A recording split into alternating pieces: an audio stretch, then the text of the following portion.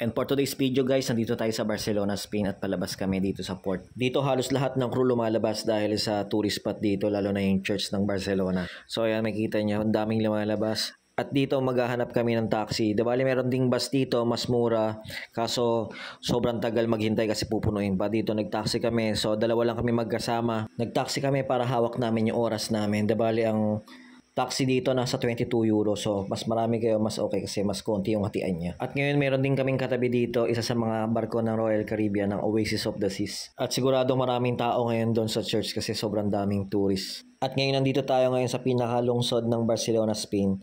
At syempre hindi natin pwedeng palagpasin ang pagbisita sa pinaka-iconic na simbahan sa buong mundo, ang Sagrada Familia. Di bali bumiyahe nga pala kami ng 5 to 10 minutes para makapunta doon. So dito pagbaba namin nakakita kami ng souvenir shop kaya bumili muna kami para hindi na kami hassle mamaya para doon sasakay na kami ng taxi. So bali makikita nyo sobrang daming magnet tsaka shot glass at iba't ibang mga pang display. So sobrang ganda. Kaso sobrang pricey nga lang kasi euro. Pero ayos lang, minsan lang naman to. At after nga namin bumili, ngayon naglalakad namin papunta doon sa church. Wow, sobrang ganda guys, kitang-kita nyo. Alayo pa lang, kitang-kita mo na yung pinakatuktok niya. So ito pala ang pinakasikat dito sa Barcelona, yung Sagrada Familia. Alam nyo ba, ang Sagrada Familia ay isang sikat na simbahan sa Barcelona, Espanya.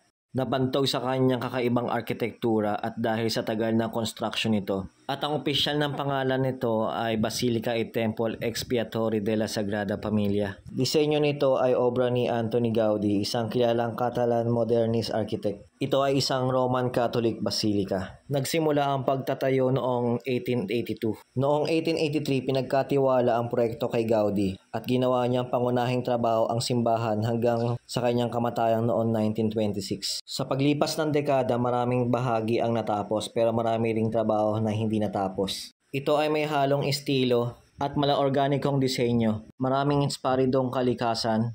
Halimbawa, mga haligi na parang puno, mga kubiko at kurbadong hugis. Mga bintanang may stained glass na nagbibigay ng dramatikong epekto ng ilaw sa loob. Layunin matapos ito sa 2026 bilang paggunita sa ika-100 anibersaryo ng pagkamatay ni Gaudi. At ngayon dito tayo sa KFC, kakain tayo bago tayo umuwi guys. So, kain tayo.